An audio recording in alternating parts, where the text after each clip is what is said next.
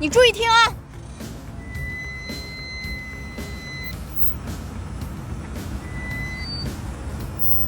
听到了没有？刚刚我在踩刹车的时候，前轮这里一直发出刺耳的尖叫声。我把车开进了修理厂，他们跟我说该换刹车片了，报价800。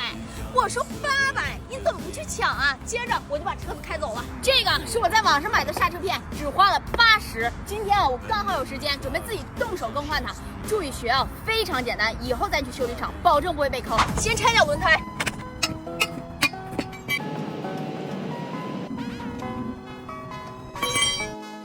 轮胎已经拆掉了，来你看啊，这个就是刹车片，它安装在这个刹车分泵里。接下来咱们就把这个刹车分泵给它拆掉，找一把活动扳手，把刹车分泵底下这颗螺丝给它拆掉，然后找一把螺丝刀子插进去，撬一下，让分泵回位，然后抬起刹车分泵。你看啊，这2块就是刹车片了，这个是刹车分泵，这个是刹车片，这个是刹车盘。刹车分泵咬住刹车片，刹车盘就转不动了，松开能转动，咬住就又转不动了，松开又能转动。这个就是汽车刹车的原理。下面我们就把这个刹车片给它取下来。来，你们看啊，其实这2块刹车片的厚度还可以，至少还能再跑个8000公里。只不过上面有很多这样的小硬点儿，看到没？把这个刹车盘都磨出一道沟来了。怪不得刚才我踩刹车的时候会有那种刺耳的尖叫声。这种情况一般你拿砂纸去打磨一下就 OK 了。4S 店居然让我换新的，简直太坑了。不过咱新的既然已经买回来了，那就给它换上去。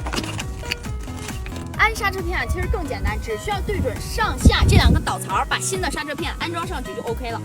我们再用同样的方式把另外一边呢也给它安上去。2块新的咱现在已经安好了，接下来呢把刹车分泵给它放下去，拧上螺丝。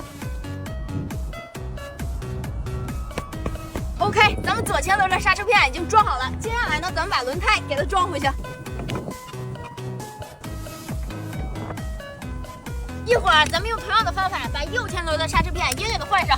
走，咱就换右边。OK， 换好了。但是这还没有完，接下来一步呢非常关键。走，跟我来。换好刹车片之后一定要先上车启动，踩脚刹车，把刹车踏板踩硬。踩硬之后呢，刹车才能正常使用。怎么样，学会了吗？还想看我修什么？评论区留言。